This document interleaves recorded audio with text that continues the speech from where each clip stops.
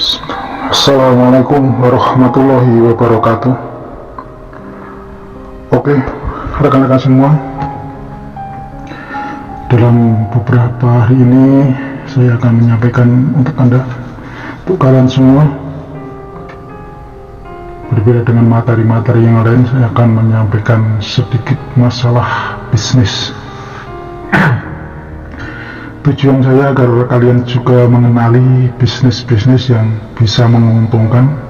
Jangan sampai kalian terjebak pada bisnis yang menjerumuskan, seperti sistem bisnis monyet, judi, dan robot trading, atau yang lainnya.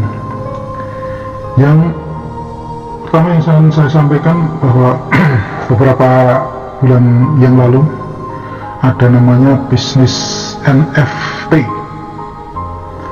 yang menjual foto, seperti yang pernah kita dengar bahwa ada seorang yang namanya Ghazali pernah menjual fotonya itu seharga 13 miliar kurang lebih.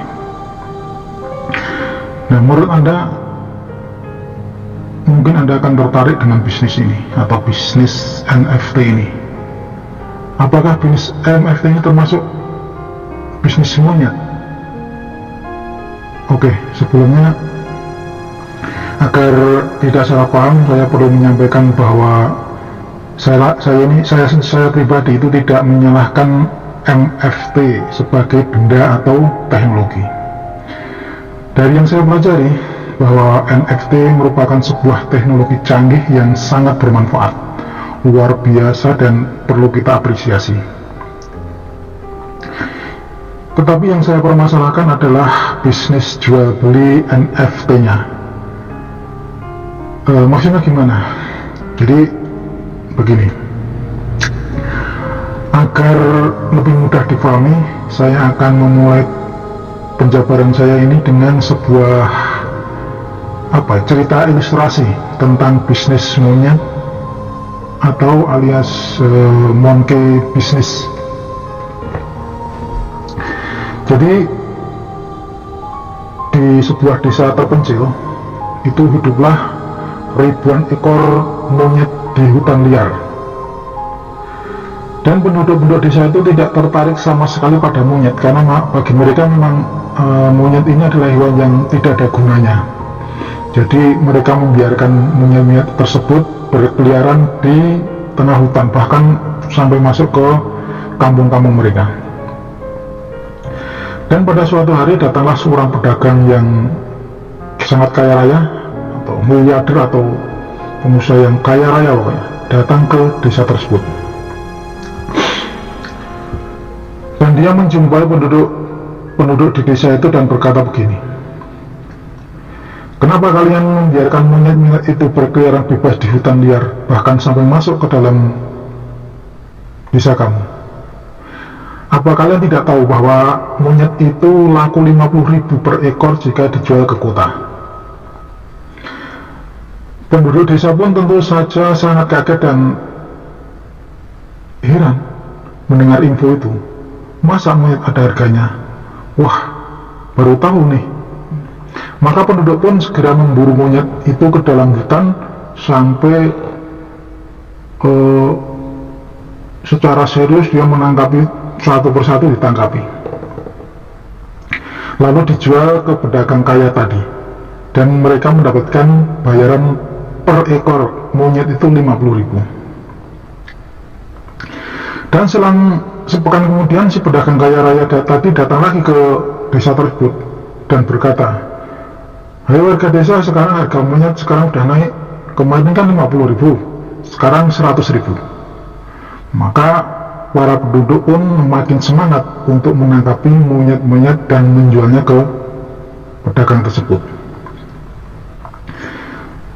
Pekan demi pekan, akhirnya beberapa saat kemudian harga yang semula 50 akhirnya naik, akhirnya dari 100.000 menjadi 500.000, akhirnya menjadi 1 juta, lalu 2 juta, terus 3 juta, hingga akhirnya 4 juta per ekor. Dan para penduduk pun makin semangat menangkapi monyet-monyet dan menjualnya. Namun karena jumlah monyet sangat terbatas, akhirnya stok pun habis. Kira-kira seluruh monyet di hutan itu sudah habis semua, tidak tersisa lagi. Akhirnya para penduduk pun jadi bingung, terutama karena si pedagang kaya tadi menginformasikan bahwa harga monyet saat ini sudah mencapai 10 juta per ekor. Jadi pedagang yang kaya tadi mengumumkan, silahkan kalian cari monyet ke desa yang lain. Lumayan, sekarang harganya sudah 10 juta, kata si pedagang kaya tadi. Oh iya, masa? Begitulah ungkapan keheranan para penduduk desa. Oh iya, benar, pokoknya satu ekor 10 juta. Dan kebetulan saya besok mau pergi ke luar kota, mau menjual ke teman saya yang di kota lain. Jadi nanti kalau saya balik, semoga kalian semua sudah dapat monyet-monyet dan bisa saya beli dengan harga 10 juta. Lalu si pedagang pun pergi. Setelah itu beberapa saat, mungkin berganti hari, datanglah asisten dari pedagang tadi mendatangi para penduduk dan berkata kepada mereka. Jadi setelah pedagang yang kaya raya tadi pergi, ini memang settingan dia pergi. Dia menghindari nanti tidak akan muncul lagi. Dia mengutus asistennya datang ke desa tadi. Nah, asistennya dia berkata, "Hai warga desa, saya punya banyak stok monyet nih. Coba kalian beli saja satu ekor 5 juta. Nanti kan kalau bos itu datang, kamu bisa jual 10 juta. Jadi kamu satu ekor untung 5 juta. Gitu. Para penduduk pun sangat tergiur dengan kabar itu. Mendengar ucapan itu akhirnya berbondong-bondong mereka membeli, pada monyet yang dia beli itu juga monyet dari mereka yang ditampung oleh pedagang kaya tadi. Dia menjual dulu cuma harga 50.000, ada yang 100.000, ada yang 1 juta, paling tinggi 2 juta. Nah, tapi sekarang dia berani membeli dengan satu ekor monyet itu dengan harga 5 juta. Mereka akhirnya rame-rame membeli monyet itu dari asisten tadi. Itu harganya per ekor 5 juta. Yang punya uang tentu bisa langsung membelinya. Sedangkan yang tidak punya uang, mereka terpaksa jual tanah, bahkan mereka jual rumah.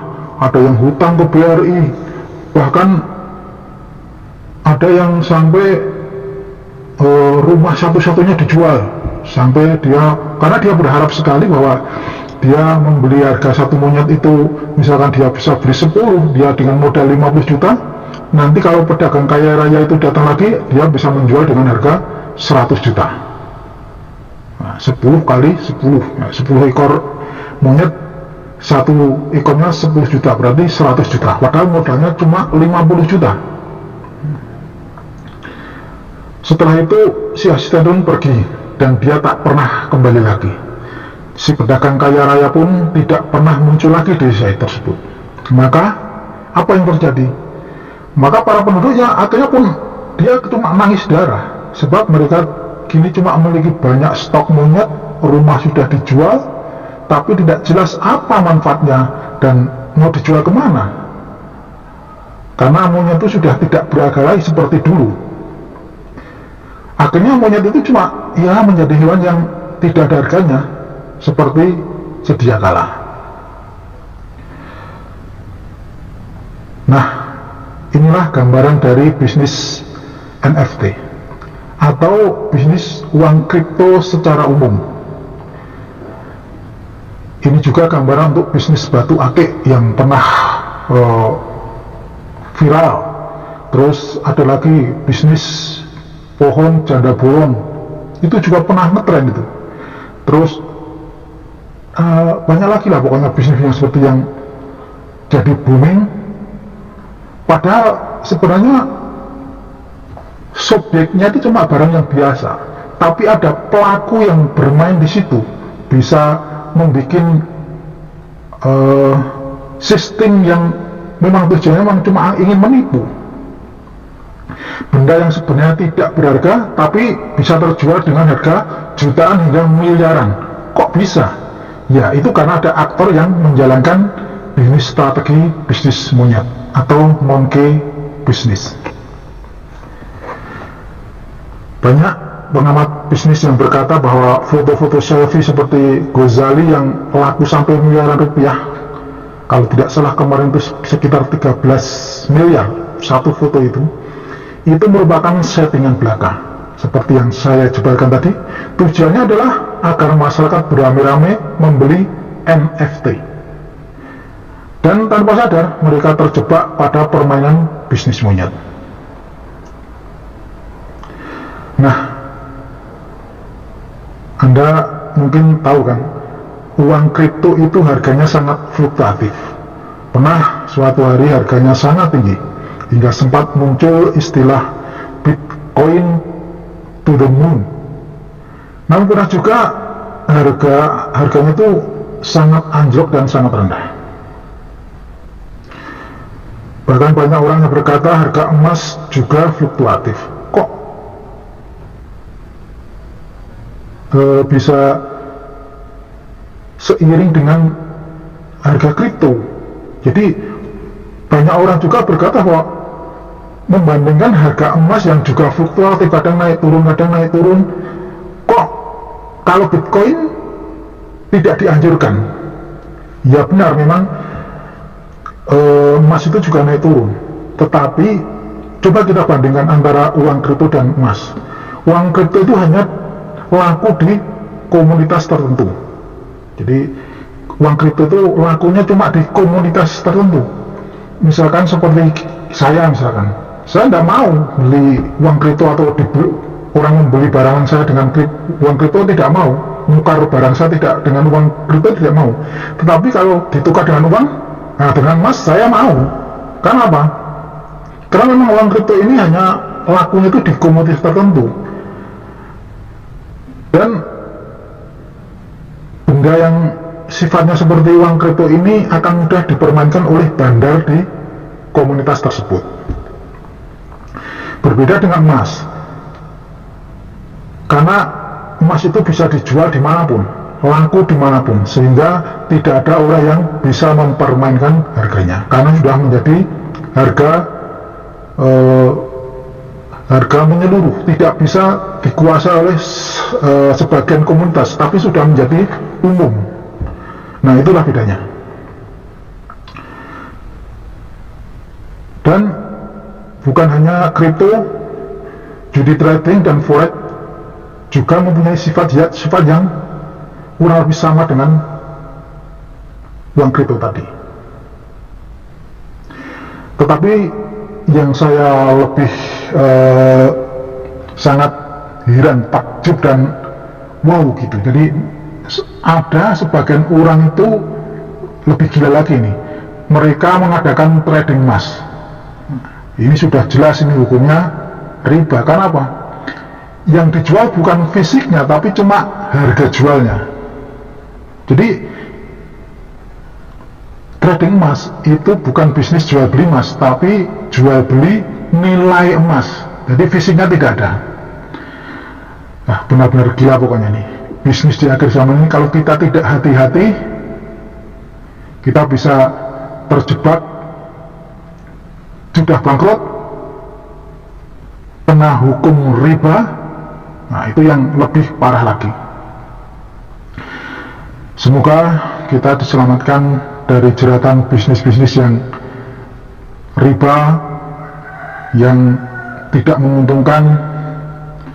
Jadi tetaplah belajar, semoga kita terhindar dari hal-hal yang tidak kita inginkan.